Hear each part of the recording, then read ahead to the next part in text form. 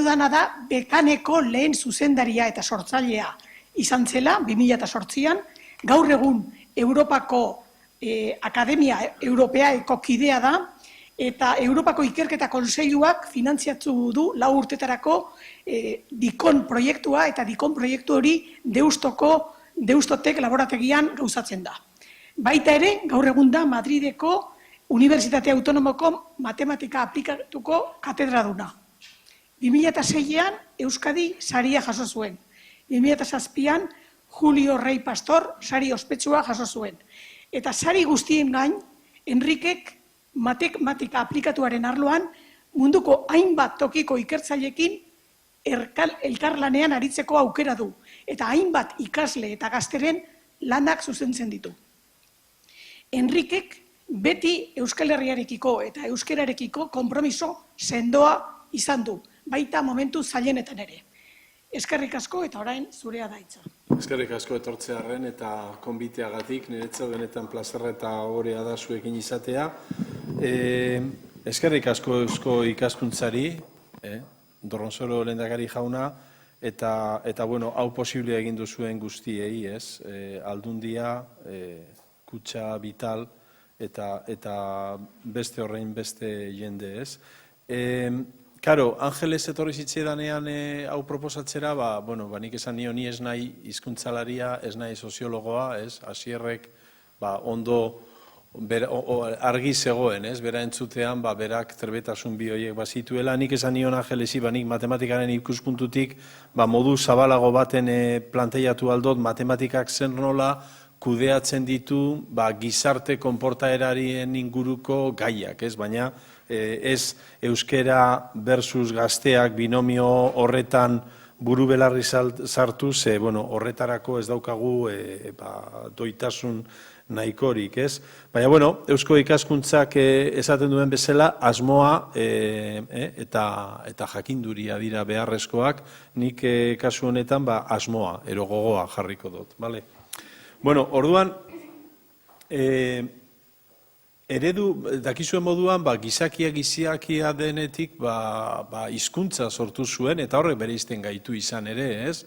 Eta gaur hemen bagaude ere, bada nolabait, hemen inguru honetan, aintzinako gizakiak hizkuntza bi sortzeko gaitasuna erakutsi zutela, hizkuntza oso desberdin bi, eta hori benetan mundu mailan, planeta mailan oso bitxikeri handia da, nola bertan sortu ziren hizkuntza horren desberdina diren, horren jatorri konpara ezinak dituzten hizkuntza bi, eta mundu mailan hainbat hizkuntza sortu ziren, eta hori benetako miraria da, nola baita evoluzioaren bide luze horretan, nola momentu batetan abere zirenak gizaki bihurtu ziren, eta hori oso nabarmena da, ikustean hainbat hizkuntza sortzeko gai izan zirela, eta hizkuntza bakoitzean gauza bakoitzari izen berezi eta bakar bat emateko, ez? Euskeraz, ez dakit, bihotza esaten da moruan, ero itxaso esaten da moruan, horrek asko bereizten gaitu beste hizkuntzen gandik. Eta hizkuntza, ohizko hizkuntzez gain, gizakiak zientzia matematikaren hizkuntza sortu zuen. Eta matematikaren hizkuntza sortu zuen, nolabait gizartea, unibertsoa, mundua, natura, ulertu nahi horretan, beharrean sentitu zalako, nolabait maketa txikitxoak sortzeko, berauek maketa horiek aztertuz, ulertzen saiatzeko, nola zegoen mundu hori antolatuta, ez? Jangoikoak sortutakoa edo ez dakigu, hori ja bakoitzaren eritzi edo sinismenaren menpe dago, baina erozein kasutan mundua guztiz konplexua da, eta mundu marabiloz horren aurrean gizaki hain txikiak behar ditu jostailuko eredu txiki horiek, ez? Nola, gauzak nola diren eta nola funtzionatzen duten ulertzeko, ez? Karo, eredu matematikoen, matematikaren ereduen sailkapen horretan hainbat maila daude. Badaude eredu nahiko sinpleak direnak, hori izango litzateke hor eskerrean goian daukagun lehengo datu jarioaren diagrama bat, azken batean badanok ulertzen dugu horrelako diagrama bat, esaten dugu, gu aztertzen ari garan dinamika horretan, kasu honetan euskararen erabilera, ero eleaniztasuna Gasteiz, ero Arabako gazteen artean, hor badira aldagai batzuk, aldagai bakoitzak badu besteekin zeregina, aldagai batzuk beste batzuen gain eragina daukat eta bultzatzen dute, eta beste horiek aldiz beste batzuk, bultzatzen dituzte baita ere, eta gero aldagai bakoitza badauka bere balioa, bere pisua, bere masa, eta beraz puntu lodi edo txikitxoekin marrazten ditugu. Hori da lehenengo eredua. Gero eskuman ikusten duzue beste eredu askoz ere konplexuagoa, fluidoen, ero gazen dinamika konplexua eta bortitza adieraztako orduan, hor behar ditugu Boltzmann ero Eulerren ekuazioan. Gero, bigarrenean hor, eskumatara behan, ikusten dugu nola fraktalen irudia hori hor daukagu, eta bueno, geometria, askotan geometria, formulak erabili beharrean, geometri esaten da tresna, eredu matematikoak sortzeko, eta bueno, osaguna den bezala, fraktalak gauza nahiko berria dira, Mandelbroten fraktalak eta, 20. mendeko kontua dira, hala ere gero fraktalak begiratzean, esaten dugu, kontxo, nik horrelako irudiak naturan hainbeste aldiz ikusi ditut, bai loretan, ero bai abereen azalen tinturan, ero itxasertzean, Eta gero badira mirarizko formula batzuk, baina horrek ez dira sarritan izaten, hori da Eulerren I zenbaki irudikariaren formula polit eder hori, hor daukagu, hori da nolabain matematikaren esentzia, baina esentzia hori gutxitan nahiko izaten da, eta gehienetan eredu askoz ere konplexuagoak behar izaten dira. Klaro, ereduen joko horretan, badago leia bat, badago oreka bat lortu beharra, eta kontua da, klaro, natura konplexua da, saiatzen gara eredu matematikoen bidez, maketa sistema txikiagoak sortzen, sistema horiek Rubiken kubua bezala, esku artean guk erabiliz gauzak ulertu ahal izateko, eta, klaro, kontua da, zenbat eta eredu konplexuagoa izan, askoz ere fidelagoa dela, askoz ere realitateari hurbilagoa dela, baina, klaro, oso konplexua baldin bada gero erabiltezina ere bihurtzen da, izan ere, egingo bagenu benetako eredu bat, hartuko genuke Arabako biztanle bakoitza, eta biztanle bakoitzaren ADN linguistikoa aztertuko genuke, eta gero begiratuko genuke egunero noiz, non, zelan, norekin hitz egiten duen zer nolako hizkuntzan. Claro, eredu hori oso errealista izango litzateke, baina ez legoke gero ordenagailurik, gero datu guzti horien digestioa eta hausnarketa eta analizia egiteko gaitasunik izango zuenik. Beraz, behar ditugu eredu txikiagoak. Eta horretan, badago antzinako printzipio bat, 16. mendean usten dut Occam, garaiko fraile, eskoziarra erozan, berak aipatu zuen printzipioa gaur egun oinarritzat ematen da zientziaren filosofian, Occamen labanarena da, eta esaten du, posible den neurrian, eskura ditugun ereduen artean, hobe dugu simpleena erabili, ze simpleena beti da erabilgarriagoa, egonkorragoa eta ondorioak ateratzeko orduan errestasun gehiago ematen duena. Orduan, kasu honetan, esango genuke, simpleena, ederrena dela eta gainera erabilgarriena ere bai. Karo, orduan, erozein prozesu aztertzeko orduan, eta berdin da, ez dakit, satelite baten egidura, edo kasu honetan, hizkuntza baten osasuna aztertzeko orduan, matematikari baten ikuspuntutik, lehenengo finkatu behar dena da, baina zein da galdera. Matematikari batek erantzun aldu zehetasunez, baina zehetasunez erantzuteko lehenik behar duena da, beti matematikariak eskatuko dizu, baina mesedez, esango didazu argi zein dan galdera, erantzuteko, eta ematen du, giroa, badago hor giroan, eta ikusi dugunez aurretik izan ditugun nolabait aurkezpenetan, bai Igonek, Iñaki, Josunek, Angelesek eta baita Asierrek, aipatzen zuten, badirudi paradigma aldaketa gune batetan gaudela. Orain arte euskararen gaia edo kontua izan da ikastea, eta oin ematen du gehiago dela, erabiltzea. Izan ere badira, ja gaur egun euskararen munduan diren elkarte eta agente batzuk, orain arte beti euskaraz ikasteko ikastaroak egiten ziren bezala, horrek noski mantendu beharrean gaude, baina badaude beste ikastaro batzuk eta dira euskara erabiltzeko ohitura horiek, pixka bat txertatzen saiatzen direnak. Eta kontutan izan behar dugu, eta hau da zientziaren printzipio oso garrantzizko bat, eta gure intuizioak nolabait ez du askotan hori onartzen, ez da hori askotan izaten gure pertzepzioa, prozesu guztiak edo zein arlotan ez direla linealak izaten. Beti egoten direla atzerako bueltak edo gutxienez saturazio edo azetasun guneak. Hau da, gorantzako hazkuntza ez da inoiz posible, ez da gertatzen ez da goixean kafearekin ere, ez? Goixean kafetxo bat hartzea ondo dago, igual bigarrena ere bai, batzuk hirugarrena eta laugarrena ere hartuko lukete, baina seguru nago 50 kafe hartu ondoren deno pixka bat larri sentituko ginakela, ez? Hori da saturazio prozesu baten adibide nabarmena. Eta natura ez da lineala.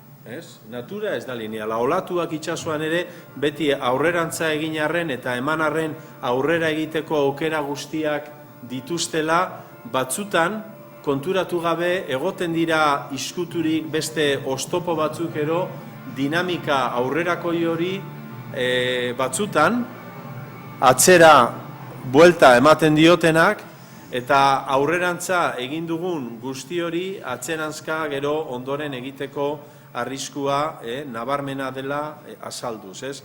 Bueno, noski, euskararen kasuan ez gaude egoera horretan, ez dugu ikusten atzera egiteko arrisku hori, baina bai agian nabaritzen dugu hizkuntza biziak direnez eta eleaniztasun gizarte dinamiko batetan, beti aurrera egiteko dinamika hori agian ero geneukagun, inpresio hori, ez dela guztik egiazkoa, ekonomian ere horrela gertatu zaigu, Espainian sekulako hazkuntza egonda 30 urtez, baina gero derrepentean, bazegoen borbolla bat, gero apurtu zenean danok esaten zuten, bai, esaten nuen nik, baina bueno, beti ondoren, Orduan, matematikaren ikuspuntutik ja gaia finkatuta egonda, eta da euskeraren osasuna bai masaren ikuspuntutik, ezagutzen duten ikuspuntutik, eta baita erabilaren ikuspuntutik, gero ja eredu matematiko bat sortzeko orduan, nik uste dut hemen beti ere, betiko moduan,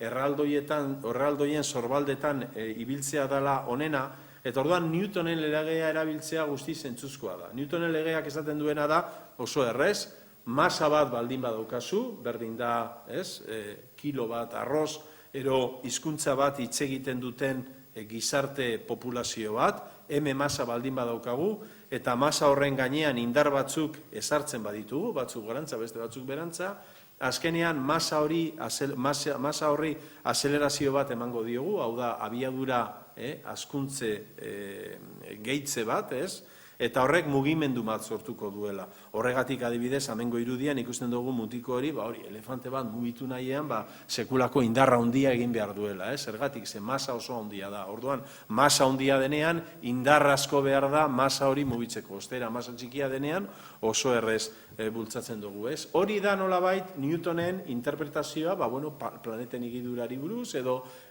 ohizko sagarra grabetatearen indarrez jauzizeneko observazioa. Hori da, hori mundua kudeatzen lege hori, Newtone gainera bera sinizduna zen, eta bera konturatu zen, berak sortutako formulak nolabait pixka bat jangoikoaren haunditasunaren kontra ero etor zitezkela, eta berak bere burua pixka bat lasaitzeko esan zuen, nik legeak aurkitu baditut da, jangoiko batek, goren batek mundua sortu duelako. Beraz, jangoiko batek formula baten bide sortu nuen, eta nik suertea eduki nuen formula horren zatitxo bat topatzeko orduan.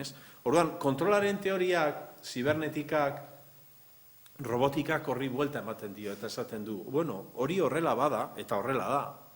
Egin aldoguna da agian, da guk aukeratu zer nolako indarrak ezarriko diogun sistemari, ze agian gu kapaz bagara indarra proposak lortzen, masa horri nahi dugun abiadura, nahi dugun bultzada, nahi dugun mugimendua sortaraziko diogula. Eta orduan, ikuspuntu hortatik esaten dugu, sistemak dinamikoak dira, denboran zehar aldatuz doaz, euskararen egoera asko aldatu da, hasierrek erakusten zuen bezala Arabako zenbakiak gaur egun oso positiboak dira, ezagutzaren aldetik eta batez ere gazteengan, beraz, denborarekiko ekiz euskararen ezagutza eta erabilera hori igitzen ari da, beraz, F indar aproposak ezartzen badizkiogu sistemari, agian lortuko dugu behar dugun hori, ez? Eta behar duguna ez da txikia, arlo honetan ere harriak mugitzea behar dugu. Eta hori praktikan askotan egiten dugu, baina zelan txikitan ikasitako gauzak diren, konturatu gabe erabiltzen dugun kontrol teoriaren nahiko tramankulu konplexuak askotan jagin gabe, ez? Adibidez, hemen dago kotxea aparkatzeko ariketa, ez? Hemen daukagu kotxea, hemen dago, eta ona eraman behar dugu. Orduan, kotxearen pixka bat egitura ezagutuz eta kotxearen tresnak ezagutuz, norbaitek esango luke, imposible da. Zuk ezin duzu kotxea hemendik ona eraman, ez bada pista izostu baten ero bultzatuz, errepide normal batetan ezin da kotxea hemendik ona eraman. Baina autoeskolan hainbat klase hartuta gero, ikasten dugu hori egiten. Nola egiten da? Ba, hemen dago dinamika marraztuta, lehenengo egiten dugu aurrera, eta gero aurrera eginda, atzera egiten dugu. Orduan, hobeto fijatzen bazarete, konturatuko zarie, egiten duguna da, lehenengo eskumara eta aurrera, eta gero eskerretara eta atzera. Eta txotxolokeri bat ematen du, ez? Egiten ari gara eskumatara aurrera, eta gero desegin egindakoa, zergatik orduan egiten eta desegiten lortzen dugula kotxea hemendik ona eramatea. Bueno, egite horiek ez direlako konmutakorrak, ez direlako konmutatiboak. Eta beraz, eskuma aurrera, eskerra atzera egitean lortzen dugu, hor diferentzial benetazko bat lortzen dugu. Horrekin zer esaten ari nahi? Naiz eta ideiak argi euki, indar anitzak direnean jokoan, ez dela izaten askotan oso erreza, indar horiek sukaltzea, kombinatzea, nahi dugun helburua lortzeko. Eta, sukaldean ere gauza bera gertatzen da, persona birek, ingrediente berberekin, gero sukaltzeko ohiturak edo estiloak diferenteak izan da, azkenean lortzen dituzten platerrak desberdinak izaten dira. Orduan, klaro, hizkuntza eleanitza den gizarte batetan, hizkuntzaren erabilera joko bat da. Hemen daukagu adibidez, Joserra Uriarte hor dagoen ekonomiako katedradunaren artikulo berri bat, ekarri dut, ze tituloa oso interesgarria topatu dut, esaten du minority language, eta esaten du why is so hard to save a threatened language? Zergatik da horren zaila, zergatik behar dan horren beste indar arriskuan, ero hizkuntza txikitu bat gorantza botatzeko, Eta esaten dut hemen Caravaggion karta jokalarien kuadro famatuan ikusten duen bezala, hizkuntzaren erabilera eleanitza den gizarte batetan joko badala. Egunero guztiok jokatzen dugun joko bat, Euskalduna izanik, kalera ateratzen gara, nik adibidez gaur etorri nahi Gasteizera, kotxea utzi dut Lakuako hotelean, ez nintzen nuen ere burua galdu nahi eta gero berandu heldu ona, eta taxi bat hartu dut, eta taxi hartzean galdetu dut, Oian Eder, Euskal Etxeari buruz galdetu diot taxistari, eta taxistari barderaz galdetu diot. Ez dakit zergatik, ikusi dut taxistaren adina, itxura, kotxea, irrati entzuten ari zena, ez dakit izan lakope edo zer zan, eta erderaz hitz egin diot. Gero gainera ez da, Oian Eder Euskal Etxea inoiz entzun bari zegoela izen hori, eta Googleko mapa hartuta, onaino ekarri nago, Baina orduan, minoria bat gara, urdinez hor, Eta orduan egunero hitz egiteko orduan keinuen bile biltzen gara. Ordea ikusten badu gizon bat, Eusko ikaskuntzako opinarekin seguramente euskeraz egingo diot, Segun zer nolako adina, ikusten badut, baldin banago, ez dakit, Pariseko aeroportuan, eta ikusten badut norbait gazte bat jartzen duela EHSF, Euskal Herriko surf elkartearen kamisetarekin, igual euskeraz hitz egingo diot berari, Baina bestela ez. Orduan, Euskalduno gabiltza egunero oso joku konplexu bat jokatzen, eta karo, horregatik oso importantea da, ohiturak elikatzea, ze jentearen nekatu egiten da, 4% hitz egiten deneko gizarte batetan euskaldun proaktiboa izatea, egunero lehenengo hitza euskaraz erabiltzea, frustrazio asko ere sortzen du, eta ez da erreza dinamika hori mantentzea, azkenean dano joaten gara gutxika gure lehenengo impulso hori, pixka bat egokituz 4% horretara. Bizkaian izango balitz Bilbon 10%, baina nik esan behar dut, ni Bilbon zentroan egoten naizenean, euskaldun bat entzuten dudanean euskaraz hitz egiten, nik buelta ematen dio buruari ikusteko abertzen nolako opegia duen, oso zaila da euskaraz benetan kalean entzutea. Zazpi kaletan bizi diranek esaten dute askoz ere sarriago entzuten dutela. Bueno, baina hori horrela izanik, konplexua izanik jokoa, jokoen teorian murgilduta gaude, baina Newton legea erabiltzen saiatzen, definitu behar dugun lehenengo gauza da, zein da masa. Eta horretaz, Asierrek datu anitzak eman ditu. Ez dago horren argi zein dan masa, horregatik Asierrek datu anitzak adierazi du. Zer da euskaldun izatea, da eskolan batxilergoa euskeraz burutu izana, edo da benetan gero norbera sentitzea euskeraz hitz egiten duenean ere esatun zuen nahikoz euskera benetan erderaren pareko gutxi gora erabiltzeko gaitasuna izatea. Edo masa izan beharrean portzentaia da, Angelesek lehenguan esaten zidan bezala, portzentaia agian da importanteagoa, zenbat euskaldun diren, Bilbon ere, esaten dute euskaldun piloa daude, baina euskaldun kopurua guztira be, izango da, 40% bakarrik, orduan, da masa, edo da portzentaia, eta portzentaia esateko da non, da portzentaia bizigaren auzoan, bizigaren hirian, ero da Euskal Herri mailan, ero da Espainia mailan, ze azkenean gure bizitza ere askotan hor gaude begira, gaur parlamentuan ze gertatzen den, ero Madrideko berriak zeintzu diren, ero ze gertatu den, edo agian da mundu mailan, begiratu behar duguna, hor gaude Brexitari begira, edo Trumpek zer esaten duen ardura daukagu, orduan, masa hori zer nolako kontestutan jarri behar dugu, horregatik ikusten da baita ere, euskararen zenbaki bakar bat ez dagoela. Euskararen erabilera aztertzen denean, ez da gauza bera etxean, edo sare sozialetan, interneten, eta horra Asierrek ondo azaltzen zuen bezala, interneten adibidez, ohitura guztiz desberdinak ikusten dira. Euskararen masa interneten, kontestu global batetan asko gutxitzen da, Baina badira ere gero, potzuak, internetan handia da, sortzen dira potzuak non euskera asko erabiltzen den. Adibidez, lagun arte euskaldun bat sortzen badugu, betiko urteko afari antolatzeko hor 15 lagunek euskalduna baldin bagara, hor euskararen erabilera 100% izango da,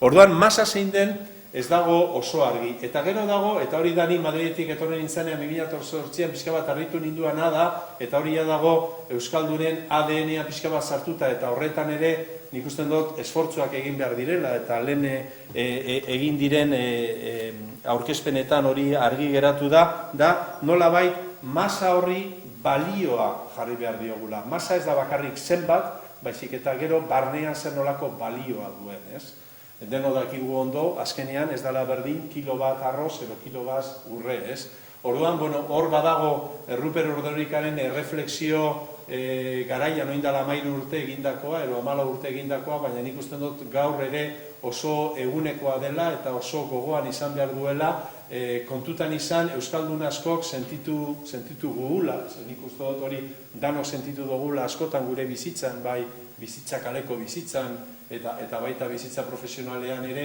pixka bat Ruperek esaten zuena. Inork ezidan esan euskaldun izatea zernek esazen hobenuela hautatzea munduko hiritar izatea. Eta horri buelta ematea nolabait gure guztion ardura da, eta oso garrantzizkoa da, masa hori den masa izanik balio askoz be handiagoa emateko. M txiki hori M handia bihurtzeko. Gero, Newtonen ikuspuntua jarraituta, jake, M eztabaidagarria den, baina baditugu hor datuak, gero zer nolako indarrak daude sisteman. Indarra batzuk positiboak, beste batzuk negatiboak. Argi dago, euskal hezkuntza sistema, euskaldunen ugaritzea, administrazio euskaraz, edabideak euskaraz izatea indar oso positiboak direla, eta hor dira 40 urte honetan, 30 urte honetan izan da euskararen bilakaera miragarri hori, baina badaude ere indar negatiboak, eta globalizazioa bat da. Hau da, Euskaldunen masa geroz eta txikiagoa da. Bueno, bai, egia da, Gasteizen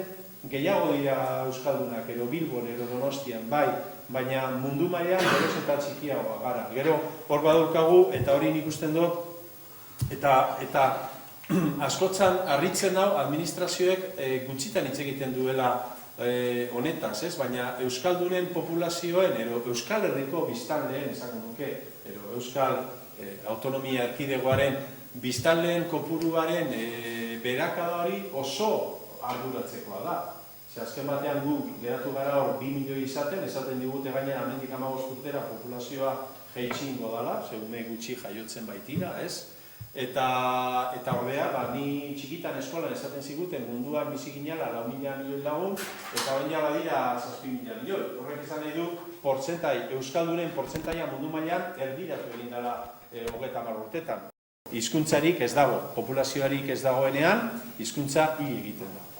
Orduan hori ere nik uste dut oso kontutan izan beharreko kontua da. Eta hor ikusten da, Euskararen masa, Euskal Herriaren masa, Euskaldunen masa zein den, horrelako irudi batetan erraz ikusten da. Hori ez daki den hegaldien mapa bat, edo internetezko datu jarioaren data bat, diagrama bat, berdin da, baina hor ikusten dugu nola polo nagusiak mundu mailan, eta hemen gaude orain Estatu Batuak eta Europa, bata bestearen aurrean begiratzen, ikusten dugu euskararen pisua hor txikitxoa dela,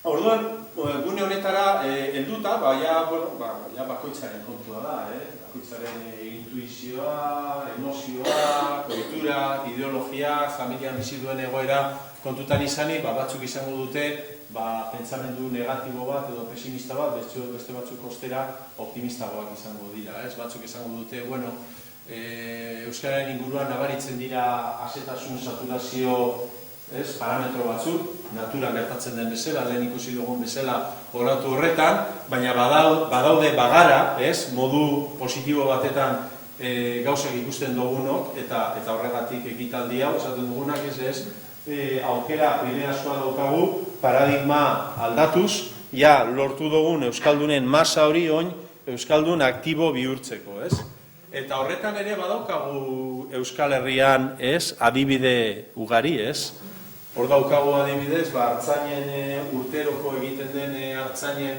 lehiaketan. Hor ikusten dugu nola hartzainak, eta hori txikitatik ikusi izan dugu, eta askotan ez dugu pentsatu zenbat matematika dagoen hor, Ez dakit hartzain honek non lortu zuen bere matematika aplikatuko doktoregoa, baina ariketa bikain egiten du, Hartzainak esaten dio txakurrari, 3 gauza esaten dio gutxi gora bera, ez da entzuten orain? Soinua badago. Hartzainak gutxi gora bera esaten dio txakurrari 3 agindu bat ematen dio, geldi, eskerrera, edo eskuagara. Eta hori bakarrik eginda, modu egokian eginda, eta txakurra zintzoa bada, txakurrak eskumara egitean, ardiak eskerrera joten dute, eskerrera joatean, eskumara joten dute, gelditzen denean, gutxika ardiak, pixkanaka, inor konturatu gabe aurrera egiten dute, txakurraren gildura diotelako, eta joko hori modu egokian egin ezkero, hartzainak lortzen du egin beharrekoa, eta da, ardiak, atetik pasatzea, ero portara eramatea, eta gainera egitea modu zuzen batetan, denbora minimo batetan, eta hartaldea potolo, erana bilduta gordez. Eta hori da azkenean dirudienez, azkenean arbitroek kontutan izaten dituzten irizpideak, Geldi hor? Geldi hor? Ze txakurrari intuizioa da beti mugitzea, txakurra harinak behar dira, hartzen txakurrak izateko, baina beraien intuizioa da beti korrika saltzea eta ardien gandik urri, eta hori ere derrigorrezkoa ez da gehiagizko onartu behar, bestela usatu egiten dira ardiak. Eta hau, eredu matematikoak erabiliz, lehen dipatu dugun bezala, Newtonen eredua erabiltzen dugu, kasu honetan zenbat masa ditugu, ez da bakarrik agente bat, hemen daukagu bat, bi, eta beste 10 edo 11 edo 15 ardi hor, 15 edo, orduan izango dituzke 15 ekuazio elkarlanean, baina hor badago jokalari bat oso trebea dena, jokoen teoria horretan oso jokalari trebea dago, eta orduan artzaina da jokalaria, artzainaren tresna txakurra da, berak artzainak ezingo luke, naiz eta jakin zer egin behar den, ez luke izango energia eta azkartasunik txakurrak egiten duen ariketa hori egiteko, baina artzaina jakin badaki zer da egin behar dena, eta da, esker, eskuma edo geldi, ez? Bale, orduan hori, matematikoki ere egin alda, eta gero, ordenagailu baten simulatuz, hemen daukagu euskal ardi edo txakur gorri berria, ez? Hau, Ramon Escobedo oin Toulouseen ari den Bilboko ikerlariak egin du, ez dakit zergatik txakurra gorria den eta ardiak horiak diren, baina, bueno, ez dut uste horrek inolako... Orduan hor, zer da egiten dana? Bueno, horre daukazue, inor interesatuta badago, pixka bat zientzia, hor dagoen zientzia eta matematika irakurtzeko, hor dago paperra, matematika aplikatuko aldizkari batetan publikatuta, eta egiten duguna da, nola bai hor ikusten duguna, eredu matematiko baten bidez adierazi. Azkenean dago artzaina, txakurra, ardien arteko joko hori, esaten dugu txakurra gidaria dela, txakurra gidatzen du, artaldea, ardiak ieslariak dira, txakurraren handik alde egitera jotzen dute, eta duan artzainak txakurraren konportaera kudeatuz, nola ardiak txakurraren handik urrundu nahi duten, nola bai bultzatu egiten du artzaina da, azkenean kontroladorea, dinamikaren kontroladorea berak bultzatzen du sistema nahi duen tokia. Orduan hori da gutxi gora bera hor artikulu horretan artikulituko dozuen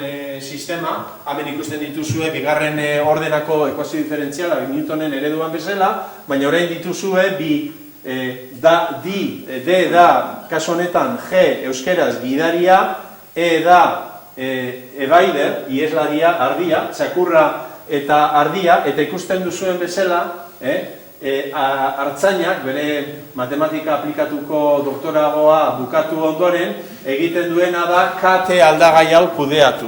Eta orduan artzainak esaten duena da, gune bakoitzean esaten duena K izan behar duen 0, geldi, minus bat, eskerra, edo plus bat, eskuma. Ez dakigu artzainak hau erabiltzen duten, edo beste modu batetan ikasten duten, baina egin ondo egiten dutela bai. Karo, baina hori da azkenean 15 ardi. Gero, praktikan gauzak batzutan konplexuagoa dire. Eta hemen da, Australiako bideo bat ekarri dizuet.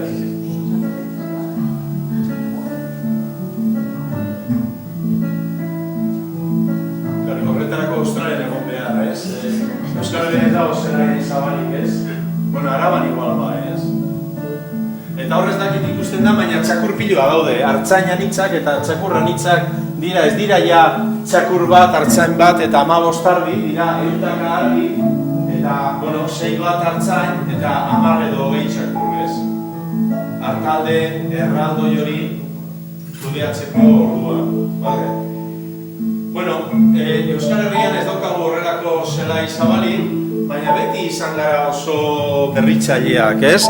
Eta gainera badaukagu gizarte oso teknologikatu bat, eta teknologian ere oso aditua gara, eta hemen beste bideo bat. Hau da, orain, uste dodala hau... uste dodala hau Legazpin uste jartzen duela. Errizal, baserria, Legazpin.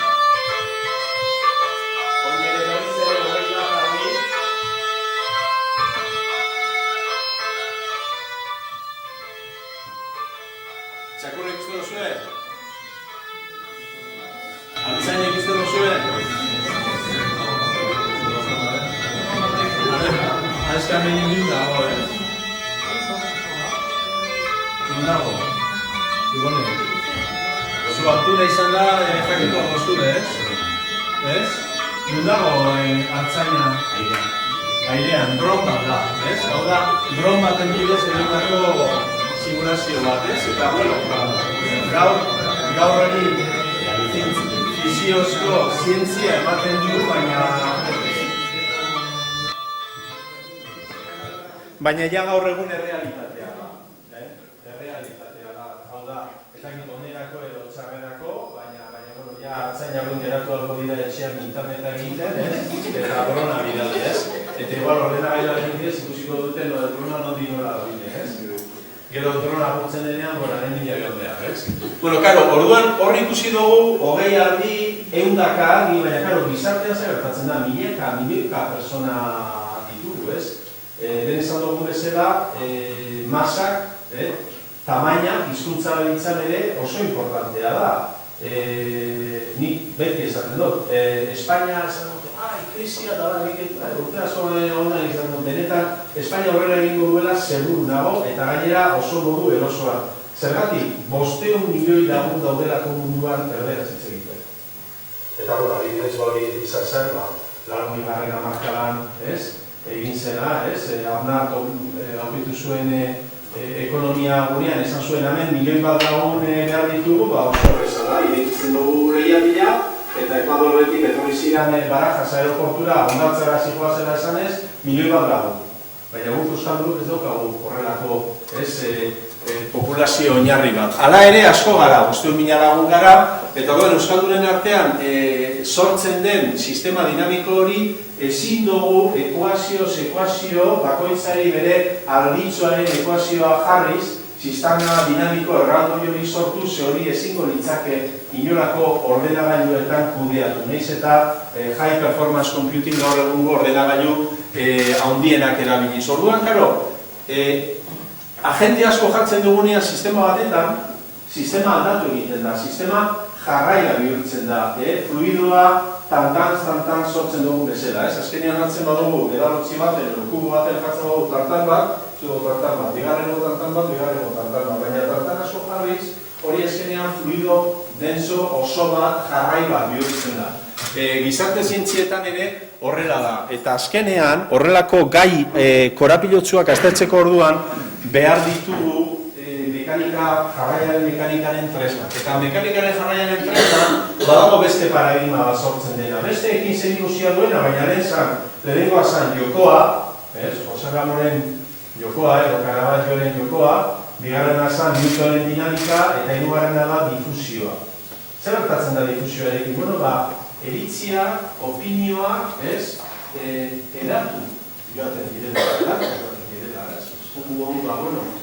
badago zerbait gertatu dela entzun dut, eta gertatu da, ez dakit, baina niri esan didate gertatu dela, eta nola esan didate nik ere zuri kontatzen ditut, eta zu bere izera kontatzean esan duzu, eta orduan eritziak, opinioak edatu joaten dira. Guk ere hemen Espainian ikusi dugu, adibidez, Zapatero atera zenean, arek atentatu bortitzak izan zirenean, sortu zen horrelako eritzi olatu erraldoi bat, eta nolabait, hauteskundeetan, espero ziren emaitzak guztiz aldatu ziren, bi hiru egunetan. Orduan, zer da difusioa? Difusioa da sustantzia baten barreiatzea beste medio zabalago batetan, edo ohitura horrelatua bezala. Orduan, gu zeren bila gabitza, nolabait, hasierrek aipatzen zuen bezala. Nahi duguna da, euskaraz erabiltzea, euskara erabiltzea gorria izatea bada, nahi duguna da, euskararen olatu hori korrika bezala, edatzea medio guztia estaltzeko. Karo, hori, prinsipio hori, orain, euskararen munduan komentatzen ari garana, baita ere zientziaren arloan hitzetan aspalditik ezaguna da, bai genetikan, bai naturan, hau da, begiratzen badugu adibidez, tigre baten bere azalaren pigmentazioa hor ikusten dugu bata eta zeroaren arteko lehia bat dela, Eta zebraren kasuan ere, bataren eta zeroaren arteko lehia bat da, baina lortzen den konfigurazioa diferentea. Danoke bereizten dugu tigre eta zebra baten arteko azalen dauden diferentziak. Orduan, euskararen munduan gauza bera, bata, euskara, eta zero, euskararen eza edo erdera, gehienetan, hor bien arteko lehia dinamiko horretan, argi daukagu zer den egin behar duguna, baten olatoa bultzatu.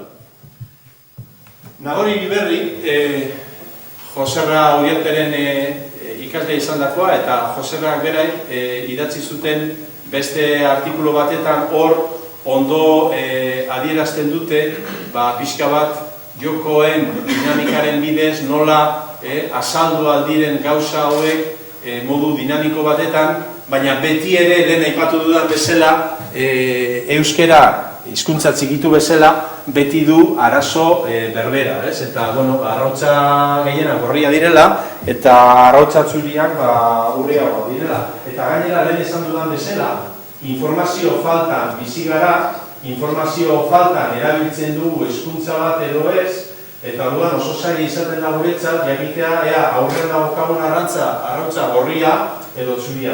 Azkenean, badaude arrautza txuriak zesta horretan, baina ez badaude txuriz barbotuta oso zaila egiten zaigu kalera ateratzen garanean, ea zein erabili behar dugun jakitea. Orduan, dana labur bilduz, azkenean honelako eredu matematikoak sortzen dira, hau da Joserra eta Nagorek idatzitako eredua, ez?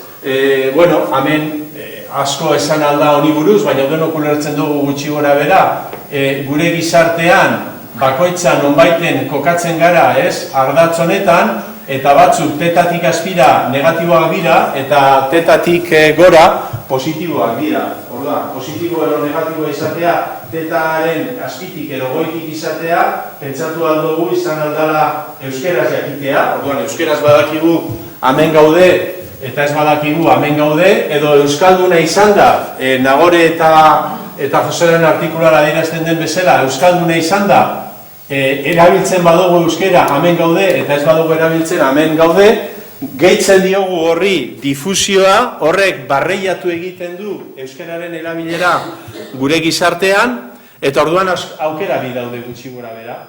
Bata da, teta handia baldin bada, hau da, euskaraz dakitenek erabiltzen dutenek gutxi baldin badira, orduan gertatzen den dinamika hauxe da, eta danok ulertzen dugu horrek zer esan nahi duen, ez? Gutxituz doala euskararen erabilera, edo alderantziz, erabiltzaileen eta ezagutzen dutenen kopurua handiagoa baldin bada, teta txikituz, orduan gertatzen dena da gure gizartean ohitura berri horiek euskara erabiltzearen ohitura hori areagotu egiten dela. Beraz, bukatzeko esango nuke oraindik euskaraz ez du oreka maila egonkor bat lortu, oraindik ere euskararen erabilera ezagutza, baina bereziki erabilera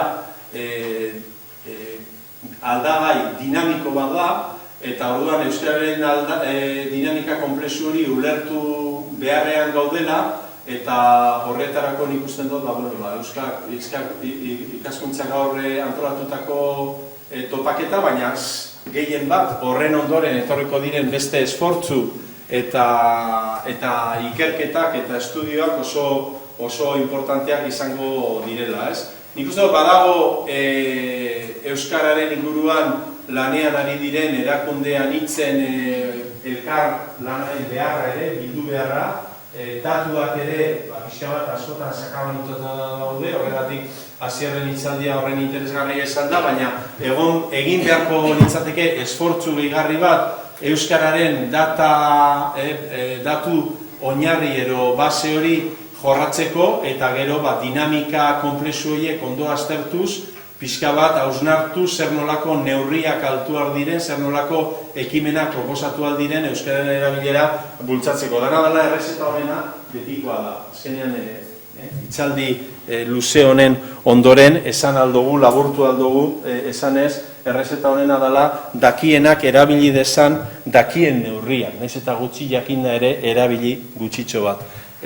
Betiko dinamikak berrikusi beharrean gaude, euskararen erabilera areagotuz, dinamika berriak sortzeko. Eta helburua, hartzek esan zuen ere aspaldi, ez? Azkeneko helburua da, betiko iturri zaharrak, naiz eta paradoxikoa iruditu arren, posiblea da, betiko iturri zaharrak beti egunero ur berrien ematea. Eskerrik asko.